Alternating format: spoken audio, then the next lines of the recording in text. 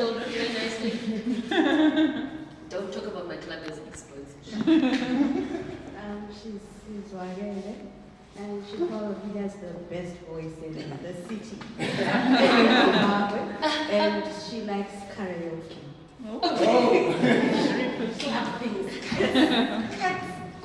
All right. Thank you so much for that. Yes, I do like karaoke. I think you can just tell us exactly who you are, better than I can. Okay, so I am a karaoke lover. An ancient and a fossil. I don't know if I can. Alex, would it be a problem if I sat down? No. Would you like a chair? Yes, let me. No, don't worry, I'll break myself. Just. Okay. Yeah, I think I'd be with like killing. Oh, hello. Just in case some people are asking who the hell this is. This is me. Made up. Content, all that stuff. So it is me. It's not Photoshop or anything graphic, but so that's me. So I'm going to sit down. I wore heels after a very long time, and it's not a good plan. So does my 20 minutes start now, Alex? Yes. May I have a favor? Sure. Do you have a timer? Yeah, I am the timer. So would you mind telling me counting down what I'm gonna, because I can talk forever. So my name is Sizwagele, which literally means we've been heard. I've been heard Tanjikwa. So it is my destiny to just talk and talk and talk and talk. So I'm gonna go old school. And this old one keeps falling. Let me just throw it over there. So I am Sizwagele Ndlovu, and what I'm going to do is run through what I'm supposed to tell you. So public speaking says that I tell you what I'm going to tell you, then I tell you what I'm telling you, then I remind you of what I've just told you. So with that said, we are going to cover today a brief overview of my topic here, and then we're going to talk about my screen experience, and then we are going to talk about how everything is a story, and we're going to talk about the sisters that are film and television, and then we're going to talk about the specific thing that television is, and being intentional about your television presence, and what to develop and how to develop it, and applying tips to film and acting from a TV background. And then I'll share what I've had to share, and then we'll conclude, and then that'll be it. So we'll have 10 minutes of question and answers. So please keep it friendly, please keep it PG. I'm kind of glad that my daughter isn't here. So you can ask anything up to a certain point, anything, but a representative is here, so yeah. So I'm Sizwagele Ndlovu. I am the daughter of a woman called Silindle Charity Moyo, who married my dad, Ndlovu, and they had me. I'm the last of 3 girls, and I'm a mother of a 20-year-old fabulous little fireball. Yo, I can say anything I want, she's not here. She's a little terror, she's an angelic terror. She's just, and she keeps me on my toes. And I am turning 45 next birthday in March, so it's a milestone birthday. So I'm planting the seed in your heads, which I'll be 45. So special presents, GoFundMe's, a little trip somewhere. I'm planting the seed now. You have like 10 months to go. And then the topic is owning your screen presence. And it says unlocking your potential as a performer, presenter, or personality on screen. I'd like to place a disclaimer here. This is on screen. The owning your presence is on screen. It's not on the streets. It's not at work. It's not at a party at your indoors. It's strictly on screen. Are we okay with that? Please show of hands to prove that we're all on the same page. Yes, it's on screen. Show of hands. Okay, I was hoping it will keep your hands down. And I'm like, I can't continue. Right, so my screen experience started in 2001. I've been in front of the camera from 2001, which means that is 24 years, roughly. And I came of age in front of the camera, literally. And I spent more than half my life in front of the camera. I find being in front of the camera way easier than having to look at all of you, lady in the blue shirt,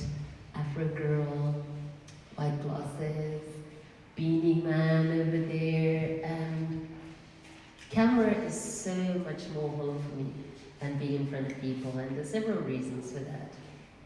Camera won't look you up and down and give you a funny look. It's just an inanimate object. I'm talking to an inanimate object. I don't know why people are scared of cameras. And also, camera doesn't talk back. And also, I'm really, really, really terribly shy. I don't appreciate that from that corner. I am terribly shy. I find it difficult to express my feelings in front of people. But probably because I'm an ambivert, which is a mixture of an introvert and an extrovert. And the people who know me might say it's because I'm bipolar, but that's a story for another day. So I find it so much easier to speak to a camera because I am broadcasting, and it's so much easier. I find it easier to have one-way conversations than two-way conversations. And look at him yawning here. Am I boring you? This is why I don't like speaking in front of people. Exactly, case in point. Yeah. Yeah, he's just yawning like, oh my gosh, oh, she's so boring. Because I process, I overthink so many things. It doesn't matter that he probably had 3 hours of sleep last night, and it's got nothing to do with me. I'm like, oh, it makes me boring. Oh, shock horror. I've grown in front of the camera, I've grown in front of TV, and I'm very happy there. And if you'd like to find out more of what I do, there's all the stuff I did. Friday live at Amakosi, yes, PTSD when I walked up in there. It's like I'd be running in late, my boss would be like, oh my gosh, you're late. Somebody would have to be stuck in the crowd, waiting for me. It is such a beautiful experience. This was like 21 years ago. From doing a couple of years of recorded TV, I was thrown straight into live television. And it broadcast here every Friday at Amakosi musical groups. It was the thing. I don't think there's been anything bigger or better than Friday Live at Amakosi in Zimbabwe. So, yeah, you can quote me on that, Michael. You can quote me on that. I said it. And I dare somebody to come up with a better concept and show me anything that has been bigger, badder, and better than Friday Live at Amakosi. So that's what I used to do. TV, Friday Live at Amakosi, site, MC, etc. You saw the place, right? And if you'd like to find out more, my social media handle is @Niswagela across all the handles. So let's get straight to the pit of the truth of the matter. So everything is a story. Our whole lives are a story. Oral tradition or stories being passed down from person to person. We consume stories all the time. We create stories. We create stories in our heads. We create stories for people. That's why books and movies and TV are such a big thing, because we are consuming stories. We're partaking of other people's worlds and stories. And I was looking at it like, what better medium than television to tell a story? You can read a book. Yeah, that's great. But you still have to create the pictures in your head, the characters in your head. But with television, you're seeing everything live. With film, you hear the voices, you don't need to make up a voice, you don't need to make up, oh, I wonder what this person is wearing. It's moving pictures. Everything is in front of you. You can actually suspend your imagination and just submerge yourself in television. Just veg out. It's so easy to just Netflix and chill. Not chill like that, but chill properly. And just vegetate, because everything is being done for you. So that's the beauty, I would say, about television. It's got the special effects, the colors, everything, the sounds, well, except for the smells, except for specialized movie theaters now, I believe, where they actually infuse smells. They actually, if it's a war scene, they'll infuse smoke into there, or things like that. But we are a bit far from that, so far. We'll just say all these other senses. And then, so the thing about television and film, I call them sisters. Sometimes the sisters fight, but both of them are visual, both of them all those elements of sound and moving pictures, etc., and characters. But they differ in a few various ways. So I would say they differ in like format, production, and intended audience. So with film, traditionally, film was longer. 90 to 120 minutes, 2 hours. and TV would be 15, 30, 60 minutes, way shorter.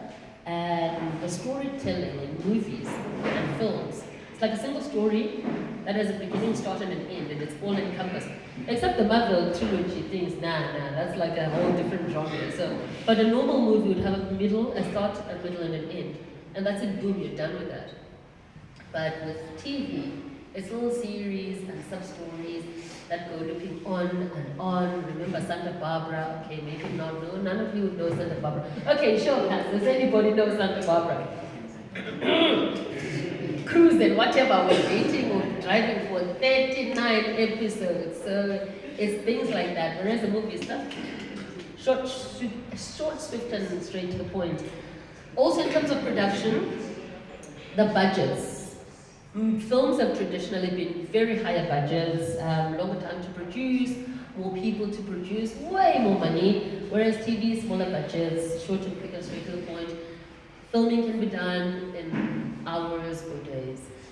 And the audiences are different as well. We're traditionally different. Theatre audiences would have to go to a theatre, something like this, and all get together and watch. Whereas TV is on demand. And it was in your little space, and you could choose what you wanted. You could switch off the TV. It's on demand, as it were, whereas film isn't. And also, the actors have different, not roles, as it were, but they have a condensed time frame to really absorb themselves in a role. And if you're like Iron Man, he's Iron Man the whole time.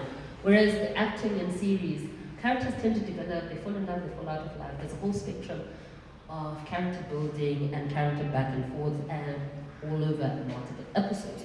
So, for other differences, yeah, you can Google it. AI is there now, guys. I think I've done my job on that. Then comes the bratty little sister, the baby sister, called social media, to join this sister, the big sisters. Social media is a disruptive note. I feel like she's a lost born, because I am a lost born, and I know how disruptive we can be. And she came onto the scene and she turned everything on its head. TikTok, Reels, Facebook, everybody's a content creator, everybody's a producer, everyone is a consumer. You consume in your own time. And now, she has blurred the line between film, television, and everything else. Films, we now have 3-minute films. And I'm like, hey, is that not a reel? Is that not a video? What's going on? But all this different stuff. This is not my area of expertise, but I'm just highlighting to say that, yeah, we are all literally on TV now. Hands up at a person who has not done a reel or a video of themselves talking. Please, just show of hands. Who has never done their own video? Okay. Who has never had a video being done of them? There is no content of you. Siri, upload video of. Okay, so pretty much everybody is now a quote TV personality. And it comes with a few issues. And the thing about TV and any small screen or any big screen is that everything gets condensed into this little frame that your full range of vision can see. Whereas if you're standing, okay, Mr. I've never been on TV before. Percy, please stand up. Please, I need it. So today is your chance to be on television. So we, hey, believe yourself. So tap your foot right now. Just tap your foot. Just be tapping it. For somebody back there, they might not be, they're seeing a part of you. But the television enables us to see all of you, see all your hands are behind your back. We are able to see every single detail. Okay, thank you. I just wanted to make you stand up. Hey, put some respect. Did Alex not tell you that I'm the oldest person here? So put some respect on can't be patting people on the head. Who does that? So it shows everything. We have a range where you can see everything. You're seeing how a person looks, you're seeing their earrings, you're seeing some shots, you're seeing straight up their noses. Oh, goodness gracious, especially if there's those Zoom calls and things like that. Like, hi, can you hear? Like, yeah. So we can see everything, your hairstyle, your lipstick, your pores, your tie, everything is really jarring. And most importantly though, we are able to analyze what you're saying and how you're saying it. We are matching your words and your emotions. So if there's something called, I'm going to throw in a big term here, cognitive dissonance. So if there's cognitive dissonance, there's going to be an issue. You cannot be smiling while you're making a funeral announcement. Like, this afternoon, so died, and deepest condolences. Already that is off. So we are able to see that more clearly, which makes it even more important to be intentional about your TV presence anytime you're going to be on camera. Because it's not us trying to be Grinches or stealing your limelight. From the time we were babies are looking to learn what emotion is this, am I safe, what's going on, etc., etc. So it is in our nature, we are wired to be looking out for body language, for emotions, for facial expressions. So, as I mentioned, you have to be intentional about your TV presence because of all those things. So what does this mean, intentionality? I'm just going to list them quickly. It's your looks, your nails, makeup, the type of makeup, how you're wearing it, your clothes, your delivery. Like for example, this little dress here, this small number would have been appropriate in certain spaces, but I'm not on television, so oh yeah. So your speed of speech, your delivery, your pitch, your projection, your sentence construction, your clarity, your background, your body language, your emotions, everything. That is what you have to be intentional about, because we are inundated by everything. Have you ever watched news where, I won't even say which station it is, but the dear person is wearing a bold shirt, a bold blouse, in the middle of my presentation? I'm gonna do something righteous when he's presenting. So you see like the bold colors, then they do like a really bold earring, and then they've got a really big hairstyle. 5 minutes left. Yes. And everything is just and everything is just clashing, and you're just looking at it and you fail to hear what they're actually saying, because what they're wearing is so much louder than what they're actually saying. So those are the things you have to be on the lookout for, because we are just, all I'm doing is just watching and watching. So what to develop? I would say develop your authenticity, and authenticity only comes about by you being comfortable in your skin. That's the only way you can be authentic. And this means knowing yourself, knowing your quirks, knowing your everything. And you are very lucky because now you're in a digital age. Set up a camera and you can record yourself, do a voice recording, and you can listen to yourself. All my mistakes and issues and dramas went straight from recording to national television. My laughing like a hyena went straight from there to television. I was seeing myself first things first, like with everybody else. No time to improve. The only time you can improve is the next episode, but by then you're probably so confused and inundated with whatever's going on. You have no time to learn. Fortunately, there's not much footage of me from 21 years ago.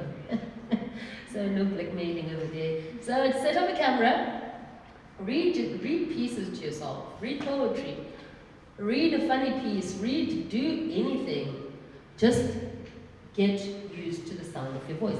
I still am not used to the sound of my voice, although I'm used to the hyena laugh, but my voice sometimes is something I'm not used to. So once you do that, you can listen out for your quirks, you can listen out for your mistakes, and then work on them. And how does this translate to TV and acting? Once you inhabit yourself fully, you can inhabit any character. Once you know your strengths and your weaknesses, and you have a memory bank to draw back on and emotions, you can work on any other character and embrace it fully. And so that's a foundation, I would say. So, in conclusion, what did I say I would do? In the beginning, I told you what I would say, and I said what I said, and I'm going to tell you what I told you. So we spoke about my topic, we spoke about my screen experience, how everything is a story, and the sisters. I mentioned the sisters of film and TV, but then it's actually the three sisters of TV, film, and social media. The thing about TV being so condensed and being intentional about your TV presence and what to develop and how, and applying the tips to film and acting. And at this juncture, I would like to say thank you for coming to my TED Talk. Thank you so much. You keep writing this. Questions? Oh, okay. Sorry, where's the other mic? So anyone's got questions? I've got the roaming mic. Anyone questions? Hands up so I can see. Going on. Where? Sorry? Oh, all the way. And I asked you to move closer and I moved all the way back to you. Brighton, why are you sitting back there? And why are you asking me a question within the people? Hi, Zwa. Hello, Brighton. So my question to you, Zwa, is what can you say to a young journalist, young media practitioner, if you're starting right now, what do you need to change what you're going through? What can you say to them as a word of advice? Leave journalism. No, I'm kidding. My word of advice to a young journalist is to find your voice. Find your authenticity. Don't try and be a carbon copy of anybody. We learn from people. You can take nuances from people. You can take without necessarily photocopying and trying to sound like another person. Just find your journey, find your niche, make as many mistakes as you can. So I think the thing is, making mistakes on your terms is easier than making mistakes in front of people. So hence the work that you'd have to do behind the scenes.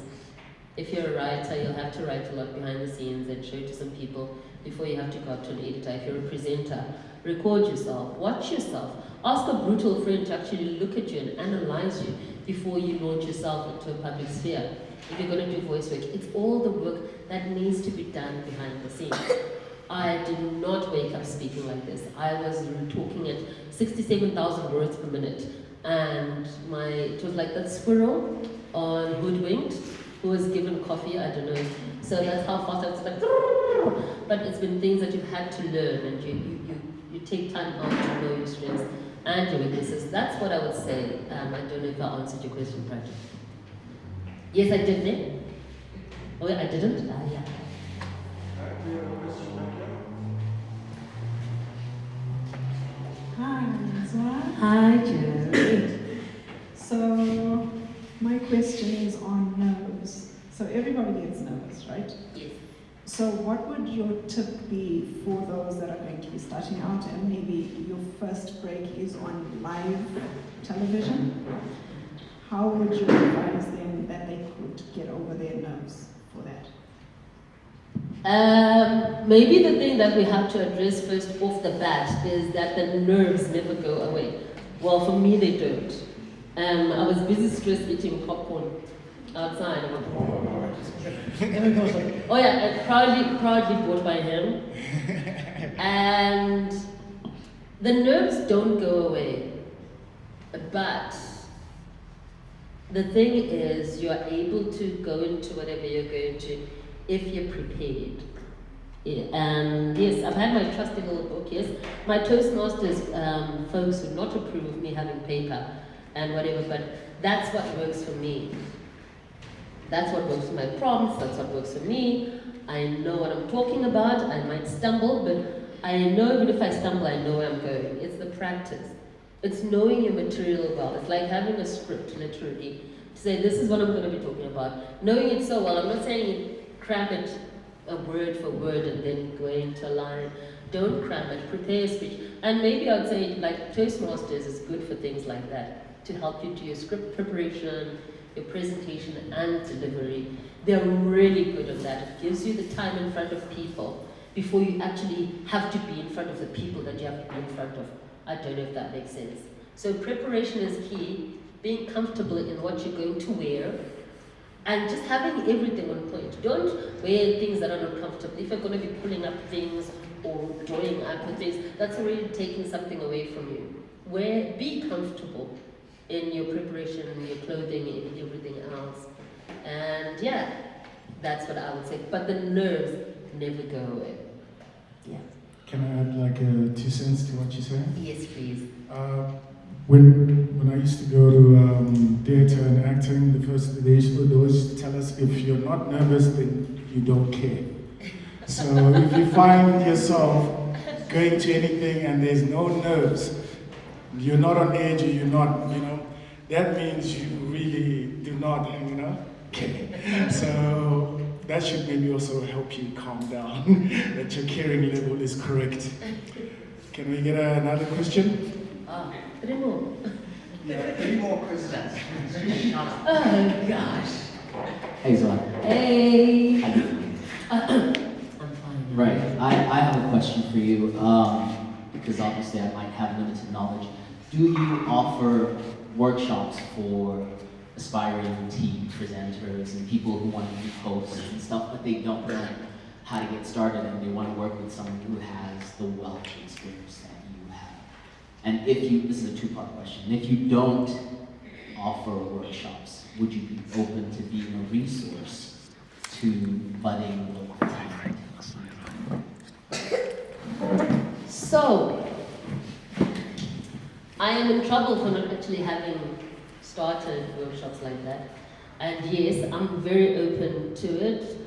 I think it's just been a matter of time and coordinating, and also having an appreciation for what I do. Sometimes some things come so easily. I promise you, presenting is so easy. I wish people could just realize how easy it is. I wouldn't have a job.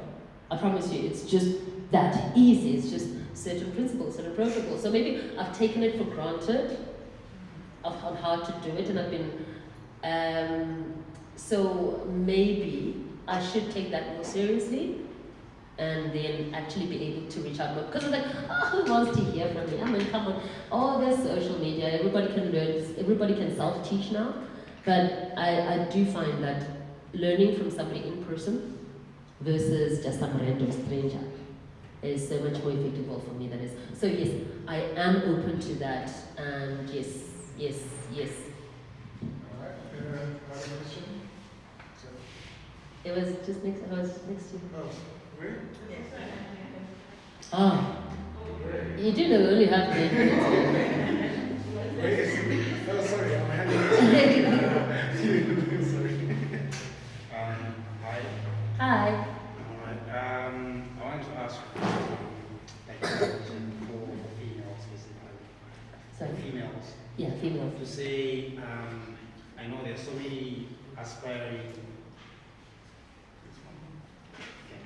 There are so many aspiring young people right now, females specifically, that would like to venture into television. Mm-hmm. And I know that there were maybe some challenges that we faced then that could be different from now, but what would you advise for like a female, like a young lady who wants to venture into television specifically?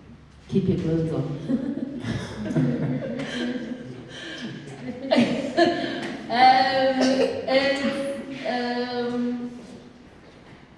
There are so many resources now. Find yourself. Experiment with a lot of things in terms of your style, your clothing, your look, your voice, and things, and find the persona, as it were, that will resonate with you. And it's not an easy road. And it was easier then to be a quote TV star, but it's easier now to be a what do you call it? Anybody now. It was an influencer, yes, and you don't need to be an influencer, but everybody's got a voice now. Whereas before it was confined to those big TVs and the big cameras and networks. So now you do have a voice. You can start where you are. You don't need to wait to be what do you call this? Headhunted or things like that. If you're passionate about what you want, start where you are with what you have. With your cheap $20 camera, start making content, do whatever. And the passion and the resources will come. Run first. What somebody said, that a person has to start running first, but he needs the Nike shoes, but Nike will only give him the shoes when he's run and made a name for himself. Yeah, paraphrase that badly, but yeah. Shall I take the last question? Yes, last one. I don't mind, you can do Nah, Brighton, nah. Brighton just wants to put me on the spot, no. My voice actually is not enough. So my question is really from an academic perspective. So we do still train for television and one or other formats. But I feel the person has to have talent. But since we get all kinds of people, even those who we can say do not have talent, as someone who's been in the industry for a very long time, what kind of advice would you give, especially for us who are in the academic space and trying to train for, film, television, especially for live television? What is it that we should be doing? What is it that you've noticed that we're failing to do, especially with our students? Because a lot of people, especially in TV, are complaining that as universities, we are failing to train presenters, for example. So what do you feel we need to do better? Firstly, excuse me, I don't believe there's anything like no talent. I believe there's room for everybody. There's room for newscasters, there's room for people who bungee jump off and smoke weed and binga. There's room for people who do fashion. There's room for people who talk about books. And it's going back to basics of talking, clarity, enunciating, things like that, to say, excuse me, frog in my throat. So there isn't practical experience, I believe, and I don't think it's just film and TV. I've been in marketing, I've been in corporate. Our university graduates are not equipped. They don't have enough practical experience, they're learning theoretical stuff, and they don't have enough hands-on experience. They can't even write a letter sometimes in marketing. They say, write me a letter, and then you're getting nonsense being written. It's like, no. So it's the practical experience, as it were. So let's go back to foundations. It's the clarity, it's the putting in the time. To be an expert, you have to put in 10,000 hours of work. I think I put in more than 10,000 hours of talking. So you put in the time. You practice. If you want to make a profession of it, you do have to put in the time. It's not going to be a walk in the park and say, good evening, ladies and gentlemen, and welcome to this TED Talk. It's going to be hours of grueling stuff. It's going to be practice. And it's even harder now because once upon a time, there was one of me. And now, there is 10,000 of me. And it's not for the fame, it's not for everything. But we want micro solutions, and we're not going to get those results. It's just, you have to put in the work. That's what I believe, that most people is like, oh no, Kim Kardashian had a thing. We take all these Western notions and waking up famous and not having to do the work. It doesn't work. It works for other people, but it hasn't worked for me. But if people want to try it, it's okay, but you have to put in the work. That's what I would say. Put in the work, put in the resource. People have data. Instead of being on TikTok or Facebook, you can actually research into your line of work. There's so much, they are overwhelmed with knowledge out there. So yes, put in the work. That's what I would say. All right. Thank you so much.